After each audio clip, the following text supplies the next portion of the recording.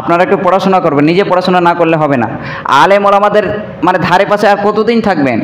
এখন আলেম ওলামারও ঠিক নাই, কিন্তু একজনকে দেখি স্টেজের ওপরে বক্তব্য দিতে দিতে লাফালাফি করছে, ডান্স করছে আর ডিগবাজি খাচ্ছে, নাম বলবো না আমি।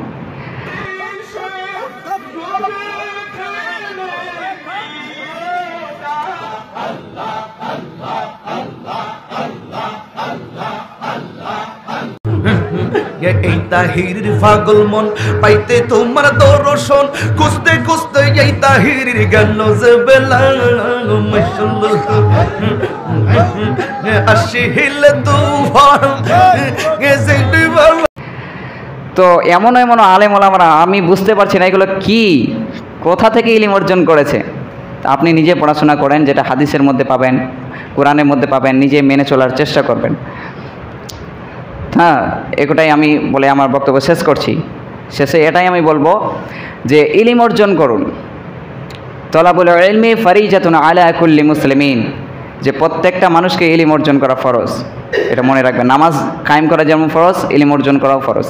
নিজে পড়াশোনা করবেন। আমি বলছি না আপনার ছেলেকে মাদ্রাসায় দিতে হবে, এটা আমি বলছি না। ভার্সিটিতে পড়ান, ইউনিভার্সিটিতে পড়ান, কলেজে পড়ান, আর যেখানেই পড়ান, ইলম অর্জন, সঠিক ইলমটা দিবেন। এখান থেকে আমার বক্তব্য এটাই করছি।